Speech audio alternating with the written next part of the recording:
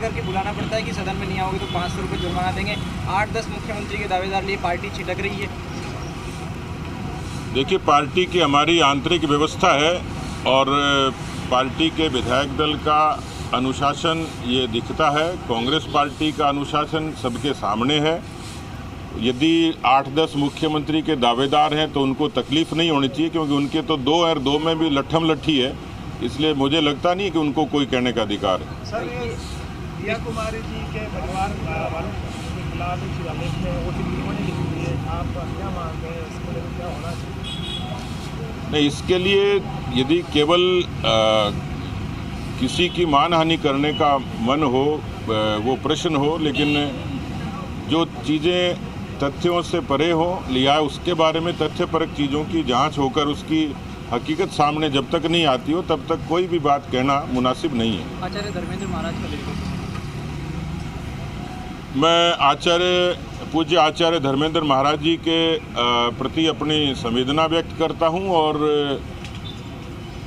आचार्य धर्मेंद्र महाराज जी वो शख्स थे जिन्होंने राम जन्मभूमि के आंदोलन को गति दी थी, दिशा दी थी और पूरे समर्पण के साथ उन्होंने श्री राम जन्मभूमि पर मंदिर का निर्माण हो, इसके लिए उन्होंने अलख जगाई थी और एक लंबे अरसे तक वो संघर्ष में साधु समाज के साथ संलिप्त थे।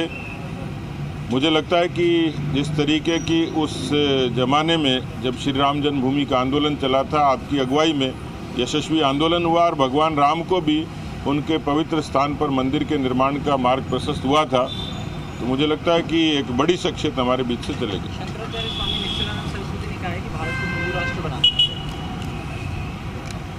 देखिए, अब साधु संत हैं, उनकी अपना विचार, अपनी नीति होती है किस संदर्भ में कहा, क्यों कहा, लेकिन मुझे लगता है कि भारत ऐसा देश है जहाँ सभी पंथ, मजहब और धर्मों का सम्मान भी होता है। सब अपने अपने हिसाब से पूजा इबादत करते हैं, लेकिन कुल मिलाकर भारत की सनातन धरती पर जहाँ वंदे मातरम गाया जाता है, भारत माता का जयगान गाया जाता है, ऐसे में भारत एक सनातन देश है, समग्रता के साथ है और किसी भी जाति, पंथ, मजहब से ऊपर है। महेंद्र चौधरी कह रहे हैं कि बीजेपी बौखलाई हुई है क्योंकि मुख्यमंत्री के दौरे हो रहे हैं, वापस कांग्रेस के सत्ता में आने के संकेत मिल रहे हैं, इसलिए एक महत्वपूर्ण बाइट है सभा का महत्वपूर्ण बाइट।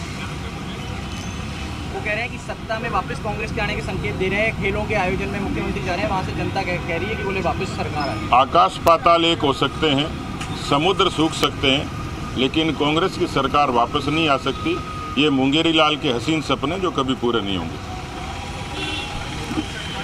तो सुना आपने सतीश पूनिया का बयान। आकाश पाताल एक हो सकते हैं, समुद्र सूख